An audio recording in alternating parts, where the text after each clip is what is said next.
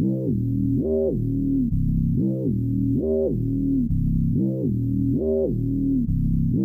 some candy? I have come here to chew bubblegum and kick ass.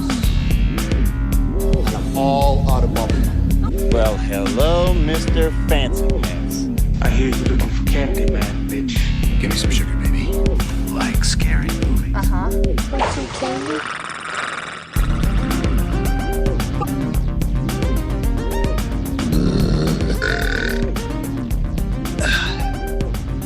What's up, candy killers? Everyone's got something. They either got the monkey flu or the Ronapox. So while they have all that shit, the kid is going to take this opportunity to bring you another minisode of Screamin E's Creature Feature Spotlight. That's right, folks. Screamin E's Creature Feature Spotlight, where I like to talk about and give love to the monster movies that I think don't get enough love, or even if they get all the love, I just want to talk about them. So that's what we're doing on this episode. But before we get into that, it's time for horror news.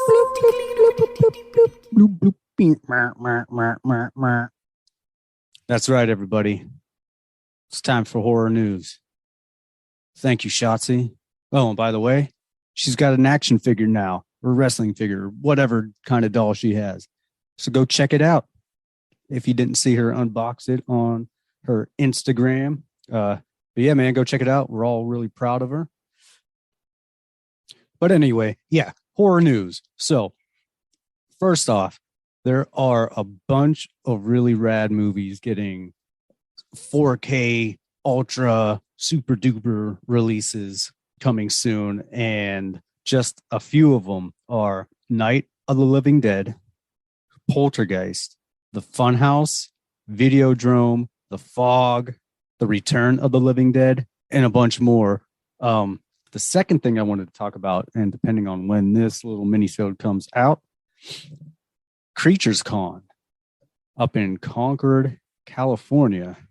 Now, let me just say this thing has been boggling my mind for years now as to why Northern California cannot get it together and get a legit horror con.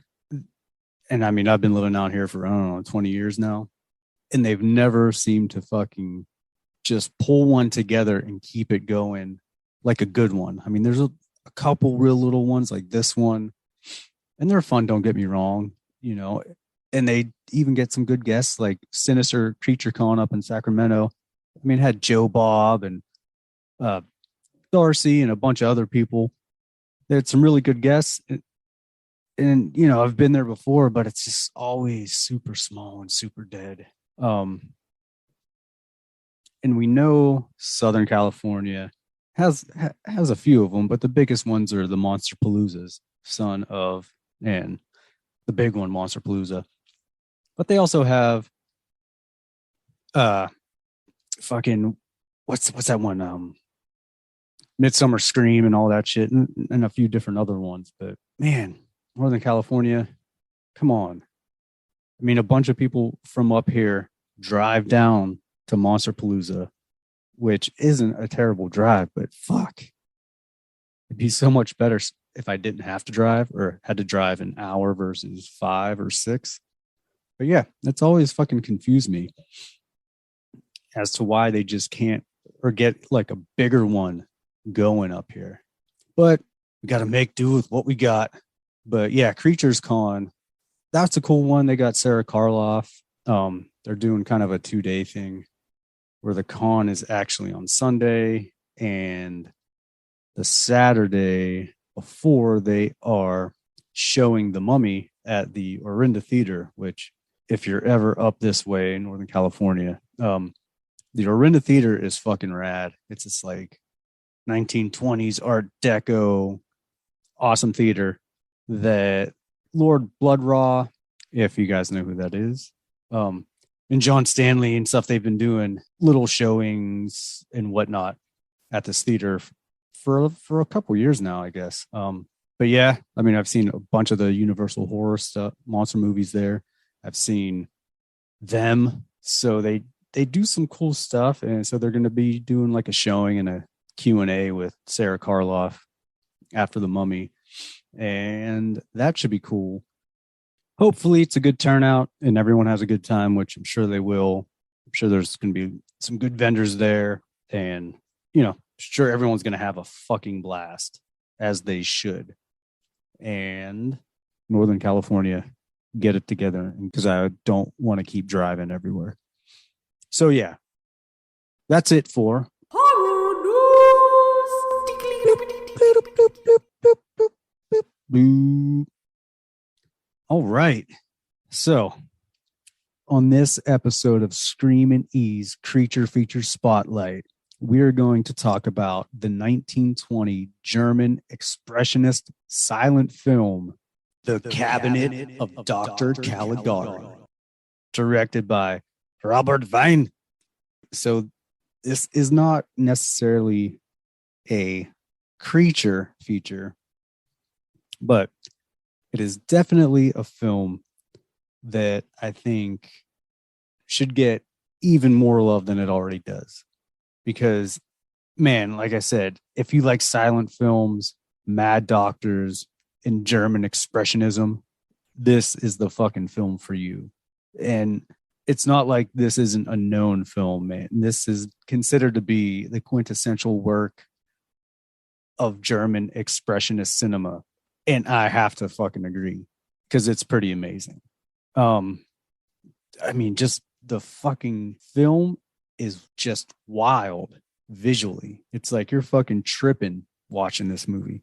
That expressionist style of filming and just art in general, like just the set designs are fucking crazy. I mean, with the lighting they use, because especially with the new 4K restorations, they used 5 differently tinted and toned nitrate prints. So like visually, it's super satisfying, because you get some yellow, some blue, some a little bit of green, some orange. You just get all these different kind of colors that go with the scenes, which is also cool. The same with Nosferatu. Like that whole restoration had the same thing. And like I saw this movie a long time ago. In fact, I don't even think I saw the whole thing, but I saw some of it, but it was just all that just straight black and white. And I'm not like the biggest fan of silent film, but you know, I don't dislike it either. If it's good, it's good, so I'll watch it. But I watched this a few years ago, and I was like, holy fuck, this thing is rad. And yeah, I mean, you know, like I said, it's not like it's a unknown film. I mean, the film is legendary and regarded as like, you know, as such, but I feel like there's a large enough percentage of the horror community that knows about it, but maybe hasn't ever really given it a chance or even actually seen it, you know, because it's a fucking silent film and it's so old, or because it doesn't necessarily have like any sort of monster in it, i.e. Nosferatu. And a lot of the younger horror fans, like the ones that were born in the 90s, like, I mean, 80s horror to them is fucking old. So taking something back to the fucking 20s is a stretch for some of them. And, you know, or some people that just haven't been exposed or are just new to the whole thing. So they're still like working their way through. And us here at Monster Candy Podcast are big believers in fucking old horror movies, all the Universal stuff, you know, all the silent ones, the 50s, the fucking 60s B films. Like, we all think, you know, to get a good base on your horror, you should start with that stuff, or at least look into it. Because I mean, you got to appreciate it, because without all that shit, none of it would be around today. But fucking kudos to Shudder for putting this stuff out there too. But yeah, man, if you people haven't seen it, whoever's listening, if you haven't seen or never even heard of it, I really suggest checking this out. Because I mean, just the visual alone, like I said, it looks like you're tripping when you're watching it. Like, with all the distortion and all the fucking crazy makeup and shadows and the lighting. Like, oh man, I couldn't even imagine actually tripping balls while watching this fucking movie. Like, it'd either be the best thing that ever happened to you or you'd go fucking insane. But either way, I think everyone should fucking watch this. And yeah, I don't want to really read the storyline or give the synopsis too much because I think it may, if anyone hasn't seen it, I think it may hold some spoilers in it. But basically, there's a mad doctor and he wants to show off his creation. And then there's these two homies and they both like the same chick. And then one of them gets murked and then it just gets, wild. And then there's like a little twist at the end. And this is another one I'd really love to do like a full episode on to see what Oubliette thinks and Dom and, or whatever guests we have on, because it is trippy and it's a fucking, it's a wild little ride, especially it being a silent film. And I mean, it's not a short silent film either. I think it's almost an hour and a half, but it doesn't feel like it. Like it's a smooth ride. There's 6 acts, I believe. And I mean, yeah, if you want to fucking eat some shrooms or smoke some weed or do something, you may fucking blast off into the fucking netherworld watching this, or just watch it completely sober like I do. And I'm just blown away by it. Like, I love Nosferatu, but I don't know. I think I might like this one more. And I think it has to do with the imagery and the set design is just fucking wild. So that adds like a whole other element to it. Fucking Germans, man. So yeah, check this one out. Give it a shot. I don't know if I should give you my little candy corn score before we do a full episode on it. I think I might anyway. I'm giving it a 3.5 crazy, mad German doctor candy corns. Yeah, I don't know. It's a fucking rad movie. I highly suggest it. And I think it'd be a fun watch, even for people that aren't necessarily into the old silent films. So, yeah, I think that's it. So I'd like to thank everybody again for tuning in to this little mini-sode of Screamin E's Creature Features Spotlight. And hopefully we'll see you real soon with a full episode. Probably next week, if not the week after for sure. So stay tuned for the next episode of Monster Candy Podcast. Want some candy?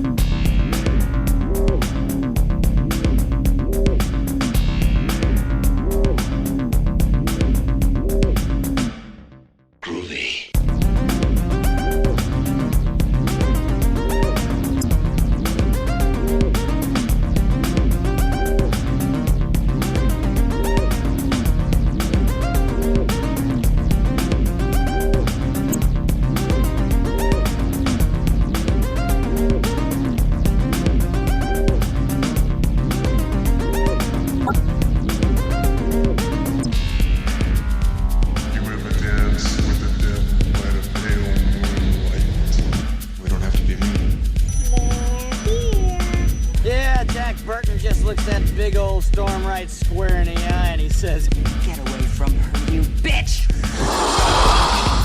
You're gonna need a bigger boat. Your move, creep. Listen to them. Children of the night,